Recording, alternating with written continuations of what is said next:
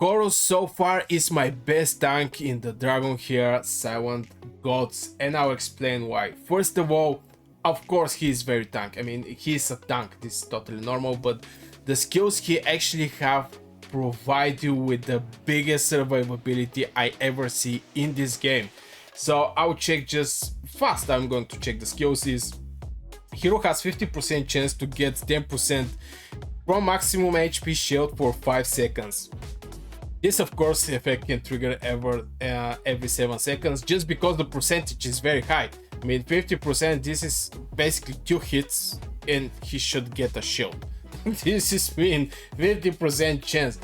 And this 10% for maximum HP is absolutely great, absolutely provide you great survivability, and most of the time as your hero is actually a tank, you want to bring the biggest survivability for this hero because all the enemies is going to go at this hero, and behind your area of effect heroes is going to perform huge damage because Horus is going to keep all these enemies sticked on one place over him, and definitely he need a great survivability that he actually, even from the first spell, he actually gets this extra shield for 5 seconds, 10% from the maximum HP.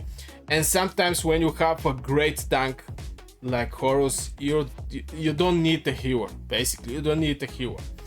So jumping on the next one is dealing 360% defense fire damage to the enemy with 75% chance to inflict attack penalty. Now attack penalty is one of the biggest debuffs in this game because it's going to make the enemy hero do half damage. It can be boss, it can be normal monster, it can be in the arena enemy hero, and having this 50% attack penalty, it's basically huge. The enemy is going to do half damage, and this is going to be for 5 seconds. Like this is going to buy you some time to actually your heroes perform good and perform some extra damage, like 100% damage. This is very good. Also the damage he do is 360% defense fire damage. This is big percentage, very nice big percentage. But that's not all. Let's jump on the ultimate.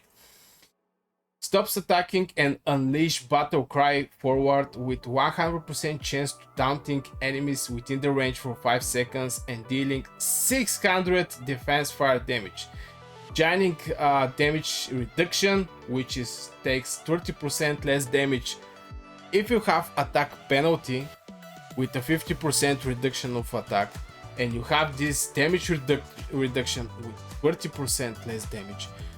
Boy, the enemy hero is basically not going to do any damage to you. Basically, any damage.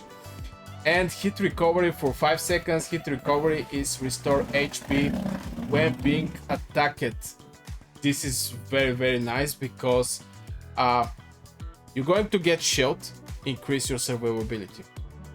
Attack penalty, reduce the enemy attack. Defense reduction, reduce the damage.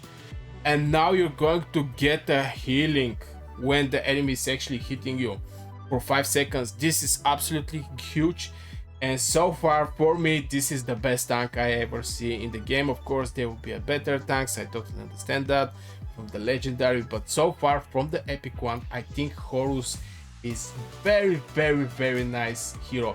If you get him, I think it's apart from the game when you proceed in your story. If I remember correctly, I don't remember very well, but if you get him, definitely level up him, and this hero basically don't need a healer. Also, I think with the ultimate he actually inflict with with taunt. It's not actually with stun, sorry. So yeah, so far for the Horus, I think he's a great hero. I just want to share with you my great impression from this hero.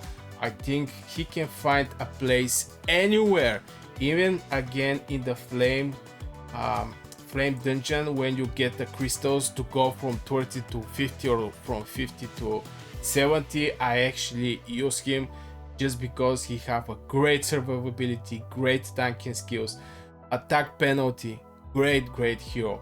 So yeah, I will not go further on this hero. It's basically, this is the skills. I think this is the most important thing from one hero. Of course, the gear, you can actually change it anytime. You can, I can actually have an artifact to put him, but anyway, I guess this will be for this video, guys. I hope you enjoyed. If you do, hit one like, subscribe to the channel, and see you in the next video.